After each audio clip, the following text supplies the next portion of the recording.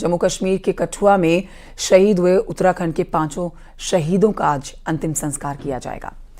पूरे सैन्य सम्मान के साथ अंतिम विदाई दी जा रही है वीर जवानों को। शहादत पर हर किसी को फक्र है, गर्व है। शहीद विनोद का ऋषिकेश के पूर्णानंद घाट पर अंतिम संस्कार होगा। एक सीधी तस्वीरें आप तक पहुंचा रहे हैं। माहौल किसी से गमगीन है, आंखें नम है, लेकिन फिर भी बेटे की इस शहादत पर घर के लोगों को, पड़ोस के लोगों को, पूरे राज्य को गर्व है। देहरादून के भानियावाला के घर पर शहीद के अंतिम दर्शन के लिए लोग पहुंच रहे हैं। शहीद विनोद का पार्थिव शरीर उनके घर पहुंच गया है।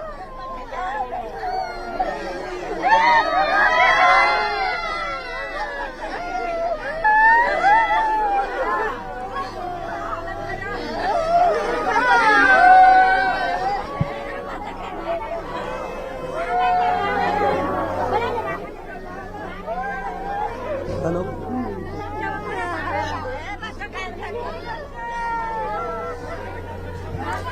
तो देश के ये 5 वीर सपूत जिनको आज नम आंखों से विदाई दी जा रही है, आज अंतिम संस्कार होना है।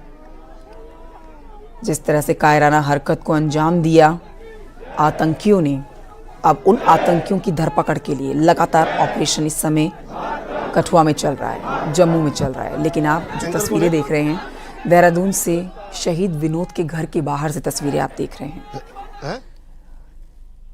लोग शहीद की इस शहादत को नमन कर रहे हैं और अंतिम दर्शन के लिए सेना के जवान और भारी संख्या में पूरा गांव जो है इस समय पहुंचा हुआ है विनोद के घर पर। शहीद विनोद के घर के बाहर से हमारे सहयोगी सतेंद्र बर्तवाल और जानकारी के साथ इस समय मौजूद हैं। तस्वीरें हम दिखा रहे हैं, आंखें नम कर देने वाली सतेंद्र जी तस्वीरें हैं। नम आंखों से वीर जवान शहीद विनोद को आज विदाई दी जा रही है। गांव परिवार के ये लोग जिनकी आंखें नम है, लेकिन बेटे की शहादत पर गर्व है। बिल्कुल कंचन, आप देख सकते हैं तस्वीरें कितनी नम और दिल को झकझोर करने वाली ये तस्वीरें हैं, जहां पे क्योंकि कुछ ही देर पहले शहीद विनोद का पार्थिव शरीर उनके घर जो कि देहरादून में स्थित है वहां पहुंचा है।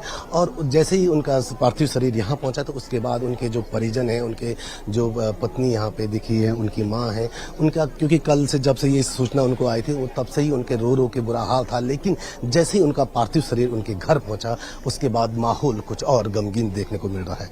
आप देख सकते हैं कि यहाँ पे तमाम जो क्षेत्र के लोग हैं, क्षेत्र के नेता हैं, विधायक हैं, वो यहाँ पहुंचे। क्योंकि अगर हम बात करें विनोद की तो शहीद विनोद टिहरी के गढ़वाल के रहने वाले थे और वहां से भी हजारों की संख्या में लोग देहरादून पहुंचे हैं उनको अंतिम विदाई देने के लिए। उनका जो ये घर है, उनका घर के सामने की जो लेन है, आप देख सकते हैं पूरी लेन खचाखच भरी है। लोगों को यहाँ पे उनको अंतिम दर्शनों के लिए उनके यहाँ पहुंचे हैं, उनके घर पर पहुंचे हैं।